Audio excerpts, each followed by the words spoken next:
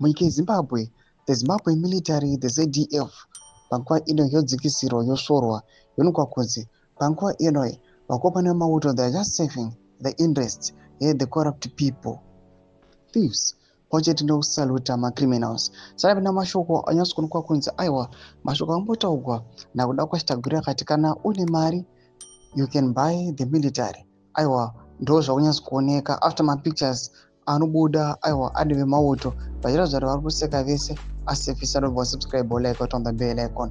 Tipinda pahendo ya obiza amuda chiposta this picture amuri kuona iri obuda nyora achiti the press release we used to give during Mugabe by our brothers in uniform died with Mugabe in 2018. Never thought these days we will ever salute criminals and thieves.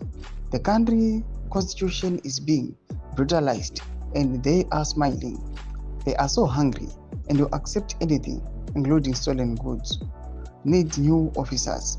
Starvation is a tool. You can control anyone. I am not surprised at all if I hear these guys in camps are dancing for a loaf of bread like Varakashi for ED. Ndo mashoko kuda panguva ino achara achiti aiwa mapress release ataimbojaira ataiziva ari kuti aiwa paakufomu Mugabe muna 2018 ndo pakabva atongoperawo.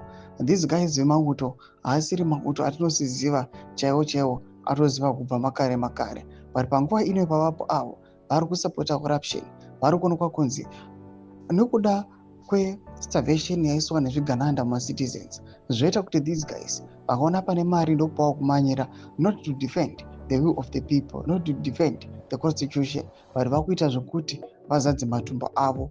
Havachatarisi basa rakuti mandate yavo ndeyei. Mashoko ari kuda panguva ino ari kutaurwa awane this user pasocial media. Imbodza mafunguro enyu muri kudii pamusoro pechitiko ichi. Pabvina comment section medu za mafunguro enyu.